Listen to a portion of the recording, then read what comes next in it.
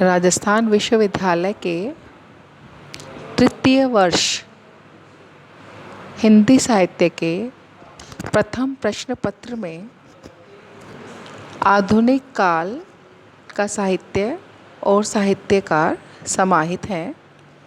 अतः सबसे पहले हम आधुनिक काल के विशेषताएं एवं प्रवृत्तियां देखेंगे। आधुनिक काल आधुनिक ज्ञान विज्ञान और टेक्नोलॉजी के फलस्वरूप उत्पन्न मानवीय स्थितियों का नया गैर रोमांटिक और अमिथकीय साक्षात्कार आधुनिकता है। आधुनिक काल अपने ज्ञान विज्ञान और प्रविधियों के कारण मध्यकाल से अलग हुआ। यह काल औद्योगिकरण, नगरीकरण और बौद्धिकता से संबंधित है, जिससे नवीन आशाएं उभरी और भविष्य का स्वप्न देखा जाने लगा। देश, धर्म, राष्ट्र, ईश्वर आदि की नई नई व्याख्याएं की जाने लगी। साहित्य अपने नवीन पर्यावरण से जुड़कर मध्यकालीन प्रवृत्तियों से पृथक हो गया। अतः आधुनिक काल की पहली मंजिल को पुनर्जागरण काल कहना समीचीन है। दूसरी मंजिल पर साहित्यकार अपने कथ्य, रूपाकार और भाषा के सुधार परिष्कार में संलग्न दिखाई पड़ते हैं। अतः इसे सुधार काल की संज्ञा दी जानी चाहिए। छायावाद का समय 1918 से 1938 तक माना जा सकता है। इसके अनंतर साहित्य में प्रगतिधर्मी और प्रयोगधर्मी आंदोलन एक साथ चले। इस काल को 1938 से 1953 तक माना जा सकता है। दूसरा सप्तक के प्रकाशन के साथ बदले हुए परिवेश से आत्यंतिक संपृक्तता के कारण नए लेखन का जो प्रयत्न दिखाई पड़ता है, उसे नवलेखन काल की संज्ञा दी जा सकती है। संक्षेप में आधुनिक काल के उपविभाजन का प्रारूप निम्नलिखित तरीके से प्रस्तुत किया जा सकता है। पहला, पुनर्जागरण काल, जिसको हम भारतेंदु काल भी कह सकते हैं, वो है 1857 से 1900 ईस्वी तक। दूसरा, जागरण सुधार काल, जिसे द्विवेदी काल भी कहा जाता है। द्विवेदी काल का समय है वो, ये है 1900 से 1918 तक। इसके बाद छायावाद काल आता है, जिसमें जयशंकर प्रसाद, सुमित्रा नंदन पंत, महादेवी आदि हैं। ये 1818 से 1938 ईस्वी तक माना जाता है। छायावाद काल के बाद में छायावादोत्तर काल आता है। इसे भी हम दो भागों में विभाजित कर सकते हैं।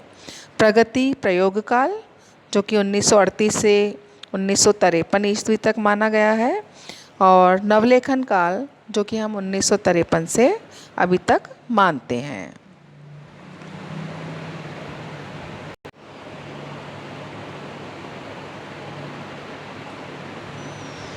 भारतेंदु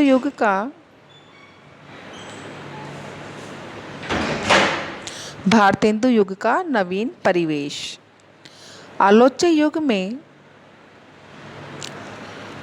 जन चेतना पुनर्जागरण की भावना से अनुप्राणित थी।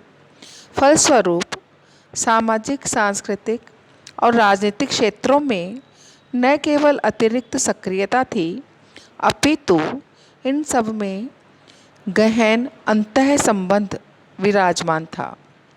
भारतेंदु युगीन कवि कर्तव्य पर उसका प्रभाव स्वाभाविक था। उसकी परिणति विषय चयन में व्यापकता और विविधता के रूप में हुई। श्रृंगारिक रसिकता, अलंकरण मोह, रीति निरूपण, प्रकृति का उद्दीपनात्मक चित्रण और रीतिकालीन प्रवृत्तियों का महत्व क्रमशः कम होता गया और भक्ति एवं नीति के प्रमुख वर्ण्य विषयों के रूप में ग्रहण करने का आग्रह भी नहीं रह गया। भारतेंदु हरिश्चंद्र ने जनता को उद्बोधन प्रदान करने के उद्देश्य से जातीय संगीत अर्थात लोकगीत की शैली पर सामाजिक कविताओं की रचना पर बल दिया। मातृभूमि प्रेम, स्वदेशी वस्तुओं का प्रयोग, गौ रक्षा, बाल विवाह निषेध, शिक्षा प्रसार का महत्व, मद्य निषेध, भ्रूण हत्या की निंदा आदि विषयों को कविगण अधिकाधिक अपनाने लगे थे। राष्ट्रीय भावना का उदय भी इस काल की अनन्य विशेषता है।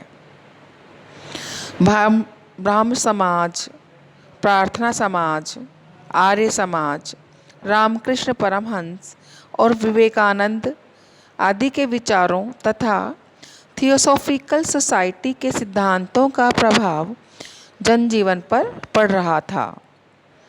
आर्थिक, औद्योगिक और धार्मिक क्षेत्रों में पुनर्जागरण की प्रक्रिया आरंभ होने लगी थी। पाश्चात्य शिक्षा प्रणाली ने शैक्षिक क्षेत्र में भी वैयक्तिक स्वतंत्रता की प्रेरणा प्रदान की। अंग्रेजी का प्रचार प्रसार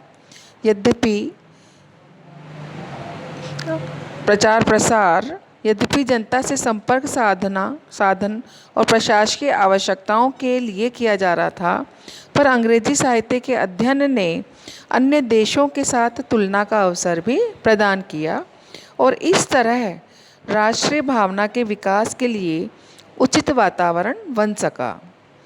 मुद्रण यंत्रों के विस्तार और समाचार पत्रों के प्रकाशन ने भी जन जागरण में योगदान दिया।